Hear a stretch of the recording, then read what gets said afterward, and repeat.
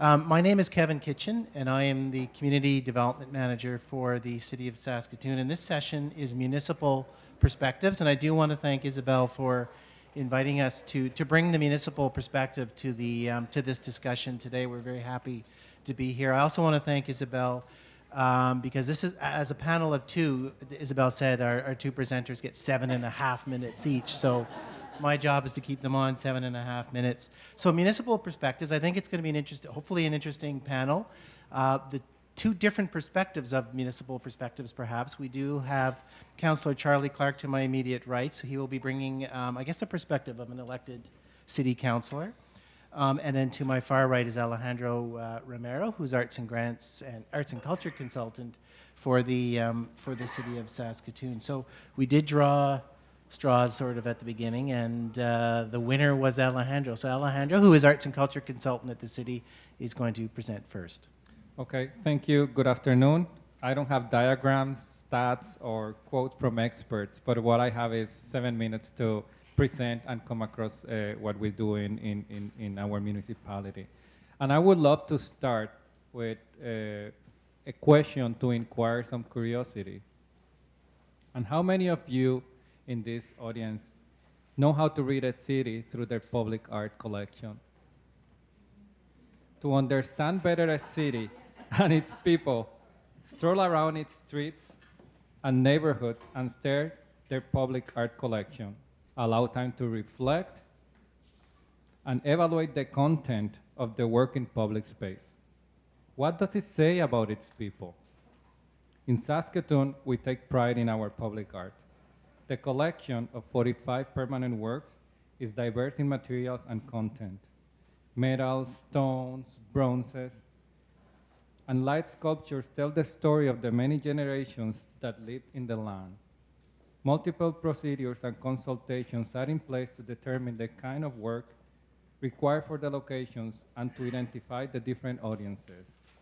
The current culture plan is the result of 2 years of research, planning, and consultations with many communities and experts across Canada. It was approved by Council in 2011 and will be refreshed in 2017. The plan is a working document that provides direction and responds to the needs of the residents as the city continues to grow into a caring, prosperous, and creative city. Significant social structural changes and new population in the last 10 years forced all of us to look within and systematically evaluate all the procedures and policies to be up to the times. With that in mind, the city and council revise and approve policies in the areas of heritage, human resources, commemorations, monuments, public art, anti-racism, immigration, and special events. The policies are among the most inclusive in Canada. We were so behind that now we are on top of the game. Culture and identities in Saskatoon are diverse, multilingual, multicultural, and in tune with the global trends. Public art projects reflect those cultural paradoxes and are responsive in a temporary basis through temporary projects. The projects are accessible to all, and many are participatory, collaborative, some are sustainable and innovative, while others use advanced technology or diverse materials. There are also more traditional works, as well as conceptual works encouraging leadership and mentorship. The program in general looks for connections, partnerships, and is managed interdepartmentally, working towards strategies to honor the diversity of identities in the city, to share common values and a sense of place. Many stories are weaved in the works of the art collection, and I'm gonna go through some examples, such as Walk the Trail. It was a walking performance interaction commissioned to some theater and inspired by the sculpture made by artist Jill Anhol from British Columbia that commemorates the Moose Jaw Trail. Secondly, the Spirit of Alliance, which we have one of the artists here, a commemoration to the War of 1812 donated by Whitecap Dakota First Nation and commissioned to artist Jean-Sébastien Gauthier, who's of French origin, Happy Grove, who is of British origin, and Adrian Stimso, who is a member of First Nation. This project reminds the citizens of those important promises that makes Canada the nation is today.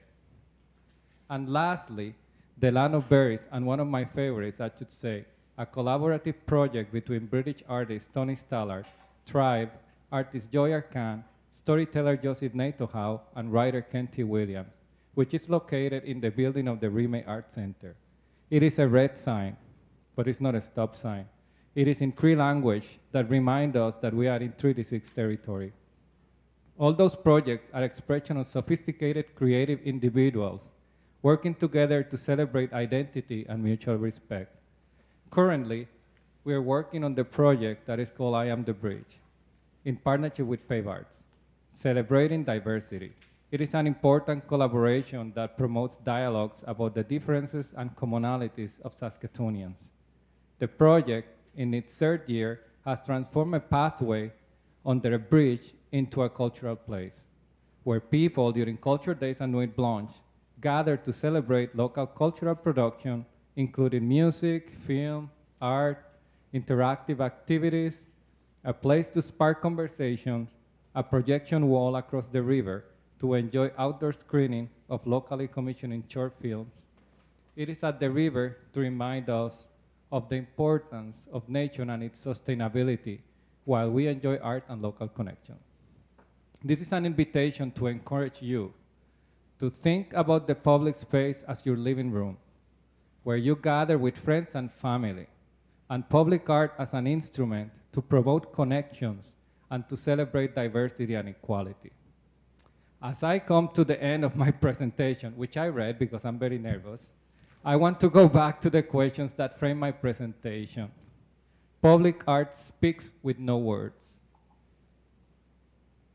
We don't have in the landscape of the city a gigantic bronze statue monument depicting a king or a queen on a horse. But rather, what we have is a local soccer player that lost his life in a foreign world war. Warriors and soldiers cheering and protecting a nation. We have monuments recreating alliances and celebrating trails and victories of the local people. Animals that remind us of the connections with nature.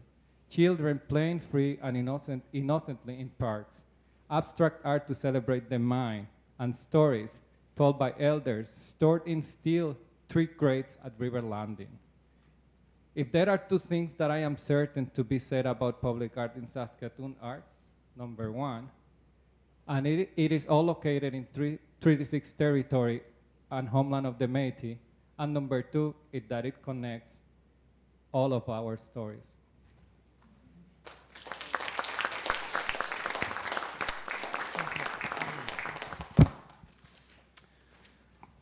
Well, hi everybody, and I'm really grateful to be here and to be invited to discuss this topic with you. And I regret that I wasn't here this morning to hear all the different panels that spoke. I understand it's been very fruitful discussion so far. I guess I first want to just say, Alejandro, earlier you got up and thanked the previous panel for their courage to speak honestly. And do the work that they are doing. And I want to acknowledge the work you do, Alejandro, because you, as you introduced yourself as an immigrant to this community, I think have been remarkable at bringing people together and getting people to think beyond just what initial and ideas are or perceptions are, and challenging us in many times, and being a bridge builder in the work that you do. And it's not easy to do public arts in a city, or to promote culture and arts in a city. For both of you, I know it's not easy, and I know for myself that it's a lot easier to talk about potholes and taxes and bike lanes and all those things. And so I'm really grateful for the work that both of you are doing to make sure that we're paying attention to this side of our community.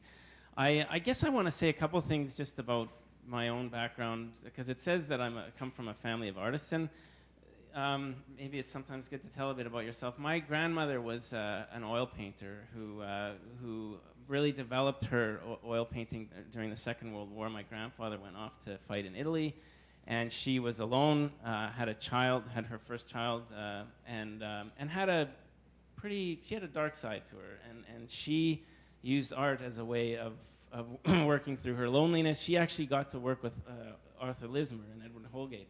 And as a woman, that was not really an easy path for her as well, because she wasn't taken very seriously, but she worked hard. So I didn't know her at that time, obviously, because I was way before I was born. But I did get to know her all the way up until I was 25 years old. And her place was the house that I went to after school in the Okanagan Valley. And I got to see the way she worked out the world through her painting, and it was a huge part of her life. She never got discovered in a big way. I have a lot of her work at my house if anybody ever wants to come see it. And she does, she has an incredible body of oil painting and stone cuts. But it's always had an impact on me, seeing the way that worked for her. My mother was the director of the art gallery of the South Okanagan during those high school years in Penticton, so I got to see the life of art galleries. And I have a twin sister who also worked out her growing up years through drawing and through painting and through doing a lot of, she just produced art. And so anyway, that's always informed, I guess, my view of the world, and I've already taken 3 minutes of my time to talk about that. So I guess I'll take a quick step back to say, as I mentioned as a councillor, arts is not always front and center, but I think as has already been talked about, even just what I've seen, our city is changing a lot. And whenever I think about the purpose of a local government, the purpose of a community, ultimately it's about trying to build a good society. I mean, the purpose of any collection of human beings, hopefully what we're reaching for is how do we build a good society for people to live in that taps into the potential and the talent that any group of people can have. And it's often policy, and we often get into intellectual discussions as we work through those things, but I can think of times when it's an intervention by an artist that has really helped to move a situation forward. And I think particularly of the role of arts as a means to understand who we are at a given time and to explore the tensions and the contradictions that exist within a community. And I think it sounds like the issues around First Nations, Métis, immigrants, settlers, and how as a group are we all going to decide how we're going to be together here.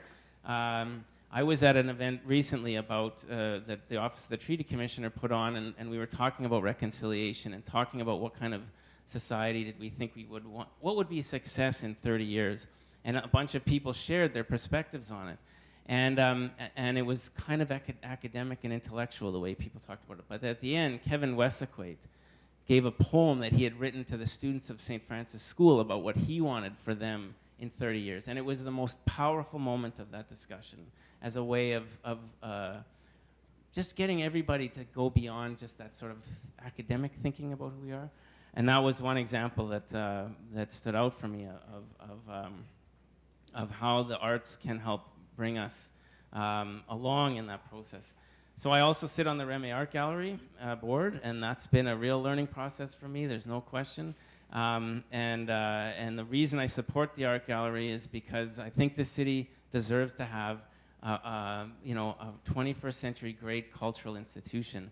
Our challenge is to make sure that that's a cultural institution that truly reaches the potential of being a place that inspires people. Going back to that question of how do we make sure we're building the society that we want, those spaces, art spaces, can be the place that gets us thinking about and imagining beyond just our everyday lives about where we're going and how we can try and really push the limits of being human beings together in a place. And so that's what we want to do with that art gallery. That's what I want to see us achieve. And I know there's many people in this room. Sandra Fraser, as one of our main curators there, and many of you who've poured a lot of energy into that as well. I also want to just comment quickly on the. I got on council in 2006. And in 2007, we faced the boom. And almost immediately after that, I started talking to people who were in the artist community who had cheap artist places, cheap rent, studios, places to work, places to live. And we were actually a place I know that was it was actually a strategic advantage to be in Saskatoon, to be an artist, and suddenly we were losing that, and it was becoming a lot harder for people to be able to survive. And that's to me one downside of that boom, is that if you don't want to lose your artists within a society, within a community. And so we're talking about redeveloping the bus barns and trying to create more artist spaces, and I do see that as a key place that we should be going in the future as a community, and looking as a city at what we can do to help to create those opportunities, use the tools that we have. And then the last thing I'll just quickly say is that another thing I'm enthusiastic about is some of the best experiences I've had lately are with the Some Theatre productions that they've done. And what's been mind-boggling to me about they've done 3 plays in a row where they bring them out into the community. The transformation of a park to become a full-blown theater experience for 500 people or 1,000 people in some cases is to me, yes, we need to build art space, but if we can also take what we have and turn it into art, to turn it into a gathering place for the community, and our parks, our streets, our public squares, our existing facilities, what a tremendous opportunity to make things happen by just drawing on the talent that's there. And I was at a great back lane party where we had Free Flow Dance do a performance during the Canadian Institute of Planners conference last summer, right behind Arts Placement. And it was an amazing way of taking, again, an already existing space that everybody had written off as nothing and creating an experience that blew everybody's mind. So those are things that I'm thinking about and want to work with our talented staff to proceed as we go forward and figure out who we're going to be as a society in Saskatoon.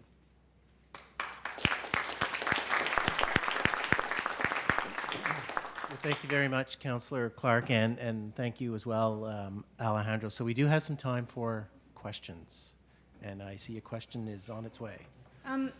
That was great. I love to hear from people from the city. I think there's so much potential for great things to happen working with municipalities. I guess it's a pity, and I'm hoping Charlie and Alejandro, you're both here for the youth panel afterwards, but I was at a conference in Regina a week and a half ago. Zoe was on a panel, on the youth panel. There's always a youth panel. I'm thinking just like we should have an artist on every municipal planning committee, we should have a youth on every panel presentation at conferences like this instead of segregating them. But there was so much great energy from the youth panel, and we've been talking so much about the potential of young people here today in terms of moving our diverse culture forward in a good way. The panel a week and a half ago, I asked what would help you 3 artists. It was Zoe and Brad Bellegarde and the fellow who makes colonialism skateboards, which are so awesome. Okay, Michael. And what would help you guys do your really awesome work better? And we heard they need space. Young people need a space where there could be an indoor skate park, because we're in winter still 6 months out of the year, and art making spaces and recording studios and things like that.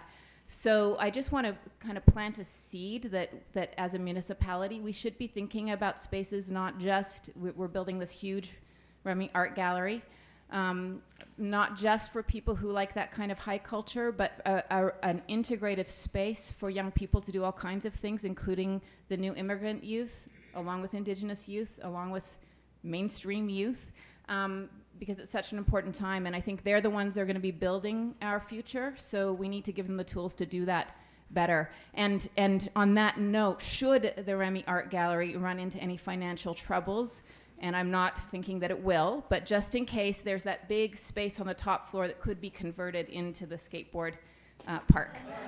That's all.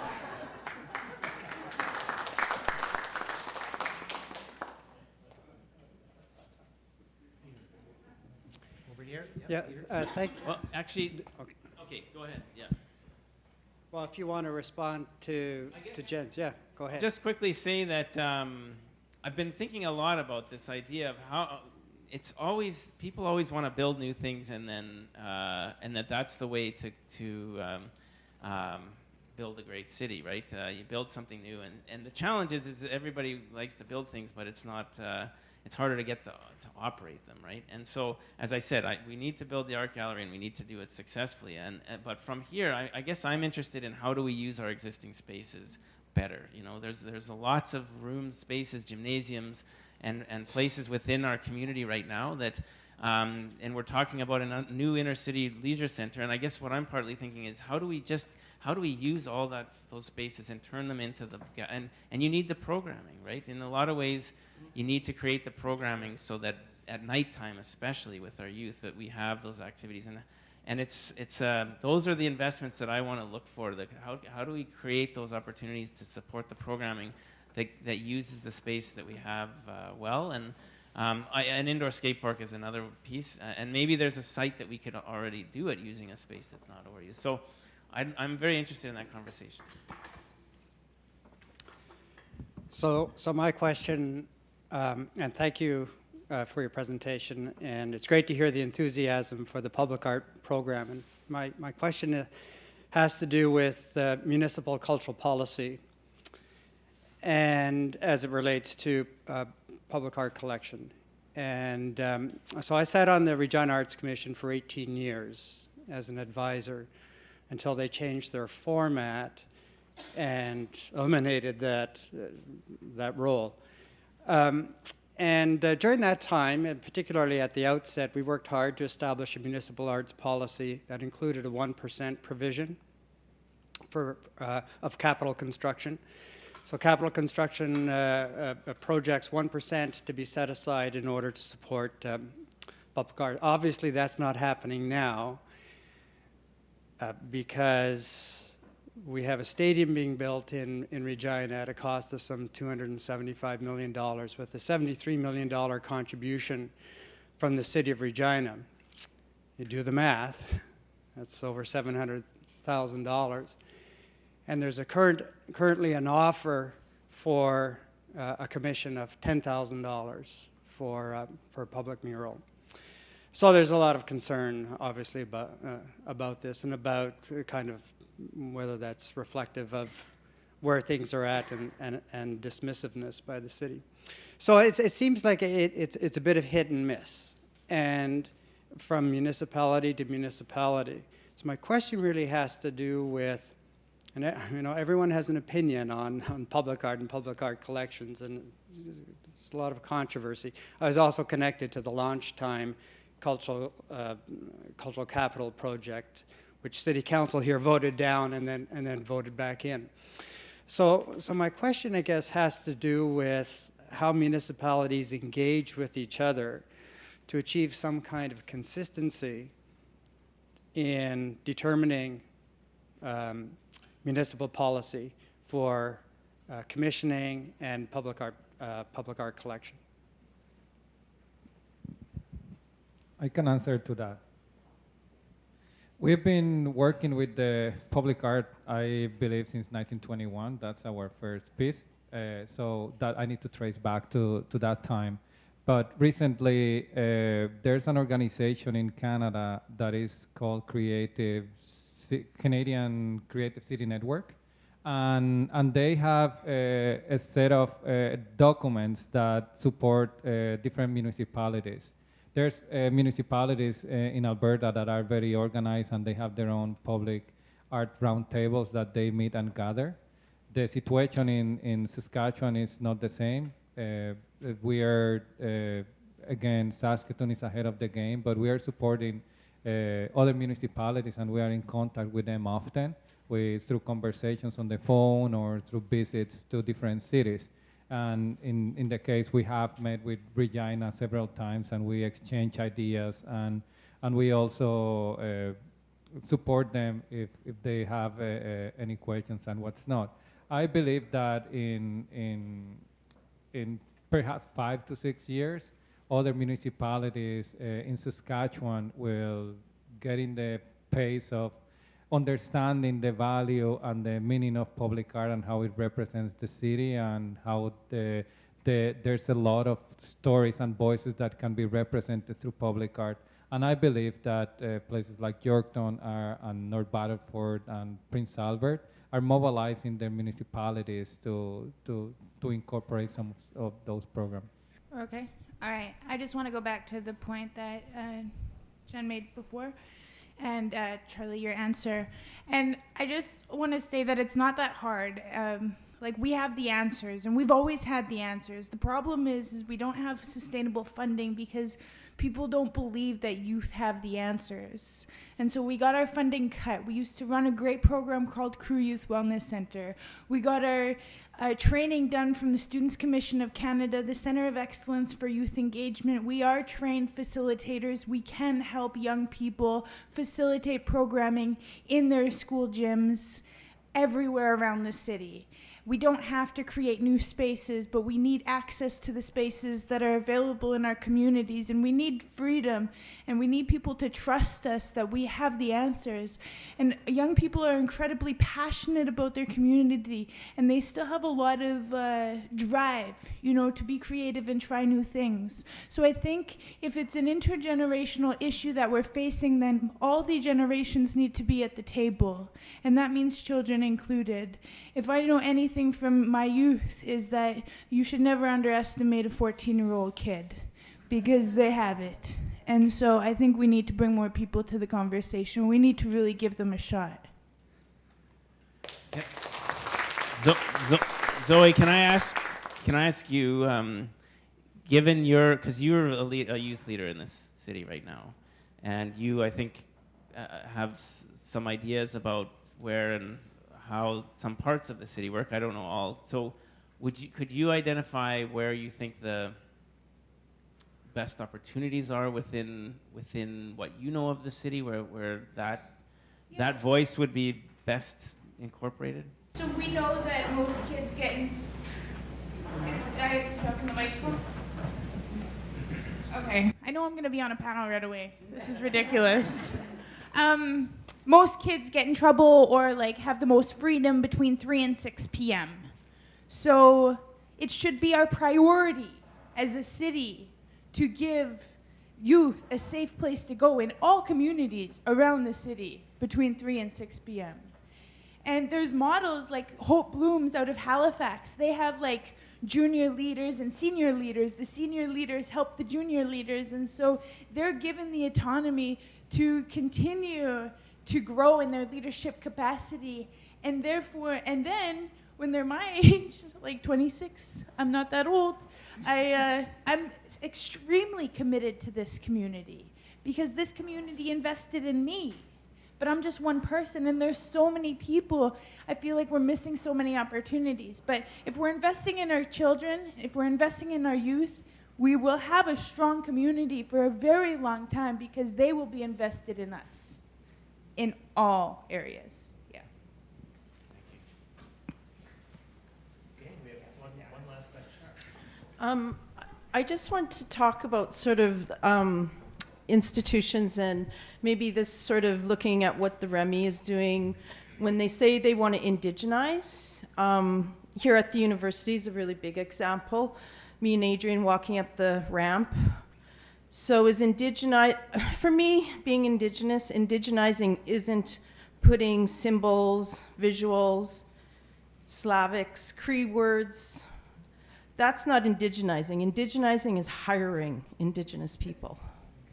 So it's really too bad that Gregory Burke isn't here today, because I think the Remai, if they really want to indigenize, that's one way or get a board member who's indigenous. So.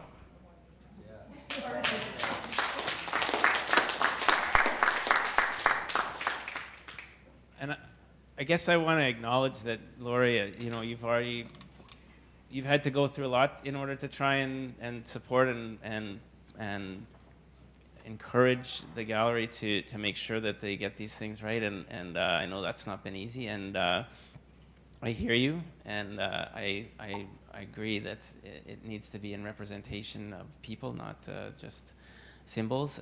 So I appreciate the work and the toll that's taken, and Adrian, and yourself as well, to try and make sure that these things happen in a good way, and it's for everybody.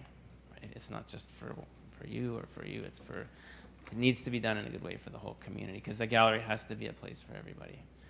So that's what I can say at this point, but I know this is important that we get this right. This is going to be quick. Yes, it'll be really quick. I just want to piggyback on Zoe's point about youth needing space.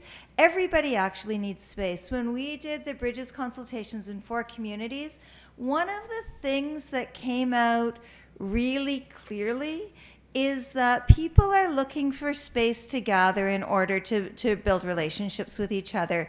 And I agree that there are those spaces, and it is about access to them and about making them available and feel safe and neutral.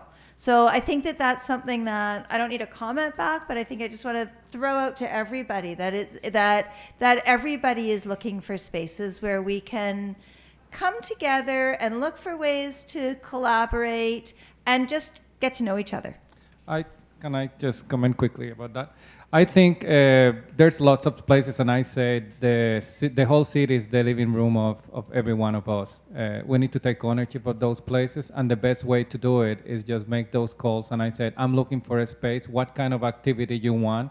And then call me or call one of the colleagues, and then we will just guide you to the right direction. Sometimes the places are in the school board. We need to make those connections. Sometimes are in the libraries. We need to make those connections, especially in the winter when it's cold. But in the summer, there's hundreds of parks in the city that are well-groomed and are beautiful, that are free and accessible to everybody. It's just that we sometimes need to think out of the box, and as we do activities in places that are uncommon, like projecting on a wall on a river, who would think of that? We think of an indoor theater, or we think of a plastic screen, when in fact you can project in any place. So we need to think out of the box and allow these opportunities to happen, and talking to people. Well, I have this idea. Share your idea and say, who do you think I can talk? Talk to your community. They know somebody. All right, we're going to end things there. There's your municipal perspective. Thank you very much. And thank you, Charlie Clark and Alejandro Romero. Thank you. Okay, well,